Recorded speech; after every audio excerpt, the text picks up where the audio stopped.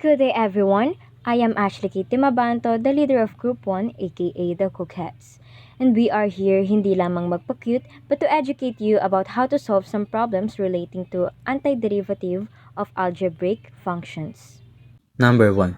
The integral of 2 dx. So first, we're gonna use basic integration formula k times dx equal kx plus c where k is constant. The integral of 2 dx is equal to 2x plus c, so that's gonna be our answer, which is 2x plus c. And the question of number 2 is the integrals of 6x dx. For this one, we're gonna use the power rule integration formula, which is x raised to n times dx is equal to x raised to n plus 1 over n plus 1 plus c, where n should not be equal to negative 1. The integrals of 6x dx is equal to 6x raised to 1 plus 1, and we're gonna copy the exponent, so it's gonna be over 1 plus 1 plus c. So we're gonna add x raised to 1 plus 1 is equal to x squared, and we're gonna add the denominator, and it will be 2. So the answer is 6x squared over 2 plus c. But we can simplify the 6x squared over 2 plus c to 3x squared plus c, and our final answer is gonna be 3x squared plus c. Problem number 3. The integral of 9t squared dt is an example of power rule. First step that we need to do is to use the property of integral, wherein the formula is the integral of k of f of x dx is equals to k integral of f of x dx. So yung 9 natin sa equation is ililipat natin from the right to the left, so it should be 9 integral of t squared dt. Now we can proceed by using the formula of power rule. So the formula of power rule is the integral of x raised to n dx is equals to x raised to n plus 1 over n plus 1, wherein n should not be equal to negative 1. Then evaluate lang natin by using the formula of power rule. First, add 1 to the exponent and then copy the exponent for denominator, then plus c. Then add, and we have 9x of t cubed over 3 plus c. Simplify the expression 9 and the denominator 3. And now we got 3t cubed plus c, so this is our final answer. Next problem, number 4, is integral of negative 15x raised to 4 dx. So ang process natin is same lang tulad sa ginawa natin sa number 3, and since pareho silang power rule. And of course, we need to use the property of integral. So the integral of k of f of x dx is equals to k integral of f of x dx. Lipat lang natin yung 15 sa left, and we will have negative 15 integral of x raised to 4 dx. Same formula pa rin ang gagamitin because the equation is an example of power rule. And then evaluate lang natin yung integral by using this formula. And do not forget to add 1 on exponent and to add c. Add and copy the exponent, then plus c, and simplify the expression negative 15 and the denominator 3. Then we will have negative 3 x raised to 5 plus c. So this is our final answer. For number 5, we have integral of 3x minus 4. The rule that we're gonna do is sum and difference because as we can see, the operation is subtraction. The first thing we're going to do is paghihiwalayin natin ang 3x minus 4. So our equation will be 3 integral x times dx minus integral of 4 dx. After nating mapaghiwalay ang equation, gagamitan natin ito ng power rule. Automatically na ang exponent ng x ay 1, then 3 times x raised to 1 plus 1, it will always be plus 1. Then for us to be able to have a denominator, ikakopy natin ang exponent ng numerator, so the equation will be 3 times x raised to 1 plus 1 over 1 plus 1.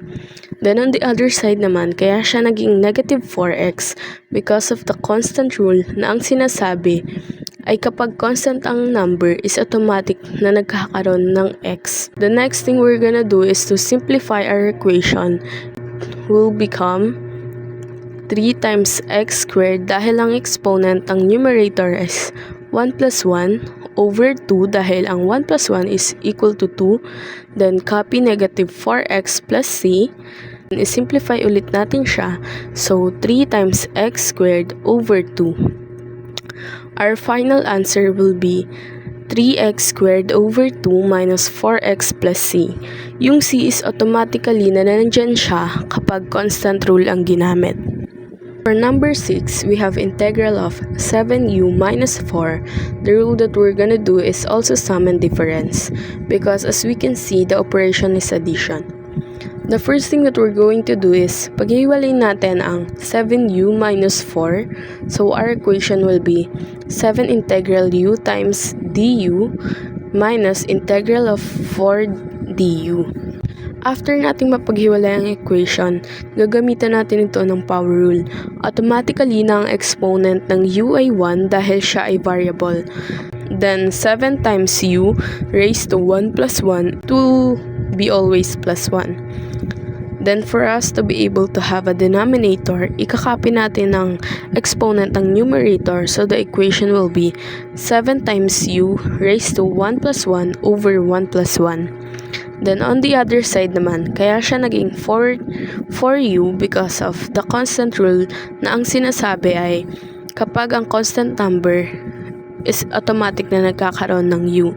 Then we're going to simplify our equation. It will become 7 times u squared dahil ang exponent ng numerator is 1 plus 1 over 2 dahil ang 1 plus 1 is equal to 2. Then copy 4u plus c. Then isimplify ulit natin siya. So 7 times u squared over 2. Our final answer will be 7u squared over 2 plus 4x plus c. Yung c is automatic na siya na nandyan kapag constant rule ang ginamit. So for number 7, the integral of the quantity of z squared minus 3z plus 1 dz. So the first rule that we were going to apply is the sum and difference rule for integration, kung saan sineparate natin yung mga terms. Second rule is the property of integral. Nilabas naman natin yung constant dun sa loob ng integral. Hence, the equation will become the integral of z squared dz minus 3 the integral of z dz plus the integral of 1 dz. Next, yung mga nasa loob ng integral naman is we will apply power rule. Dito naman, yung exponent ay pa-plus natin sa 1. And then yung magiging exponent niya ay magiging denominator din niya. Therefore, yung equation natin ay magiging z raised to 2 plus 1 over 2 plus 1 minus 3 times z raised to 1 plus 1 over 1 plus 1 plus z plus c. And then i-evaluate lang natin siya or isi-simplify. Hence, our final answer will become z cubed over 3 minus 3z squared over 2 plus z plus c. For number 8, the integral of the quantity of 4x squared plus 9x minus 6dx. Same procedure lang. Ang first rule that we were going to apply is the sum and difference rule for integration. Isi-separate ulit natin yung mga terms. And the property of integral naman is kung saan ilalabas natin yung mga constant sa labas ng integral. Hence, yung equation natin will become 4 the integral of x squared dx plus 9 the integral of x dx minus the integral of 6 dx. Then, sa loob naman ay i-apply natin yung power rule. Therefore, yung equation natin ay magiging 4 times x raised to 2 plus 1 over 2 plus 1 plus 9 times x raised to 1 plus 1 over 1 plus 1 minus 6x plus c. Then, simplify na. Therefore, our final answer will be 4x cubed over 3 plus 9x squared over 2 minus 6x plus c. Okay, so for the last two number, problem 9 and 10. Number 9, the integral of the quantity 4u squared minus 3u plus 60u. Yung first step natin na gagawin is let's apply the sum and difference rule for integration. So we have to separate the terms and yung constant rule naman. So makikita natin na yung mga constant is nasa labas ng integral. Hence, it will become 4 the integral of u squared du minus 3 the integral of u du plus the integral of 6 du. And yung mga nasa loob naman ng integral is i-apply natin yung power rule. So yung equation natin ay magiging 4 times u to the raised to the power of 2 plus 1 over 2 plus 1 minus 3 times u raised to 1 plus 1 over 1 plus 1 plus 6u plus c. So, pwede na nating i-multiply yung constant doon sa numerator niya. Hence, yung final answer is 4u cubed over 3 minus 3u squared over 2 plus 6u plus c. So, for the last number, the integral of the quantity x raised to 4 plus 3x cubed plus 2x squared minus 4x minus 6 dx. So, yung una natin gagawin is we will apply the sum and difference rule for integration and the constant rule. Hence, our equation will be the integral of x raised to 4 dx plus 3, the integral of x cubed dx plus 2, the integral of x squared dx minus 4, the integral of x dx minus the integral of 6 dx. And yung sa inside naman ng integral, we will apply the power rule to them.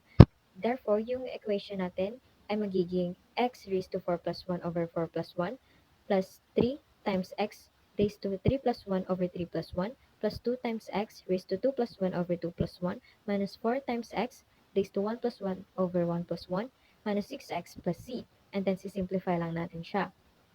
And makikita natin sa pang-apat na term na yung numerator pwede siyang ma-divide sa denominator. So, yung 4x squared divided by 2, ang matitira na lang sa atin is 2x squared.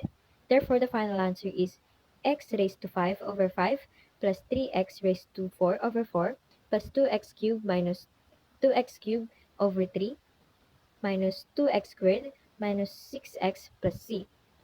And that concludes our video lesson. I hope you learned something. Thank you for listening.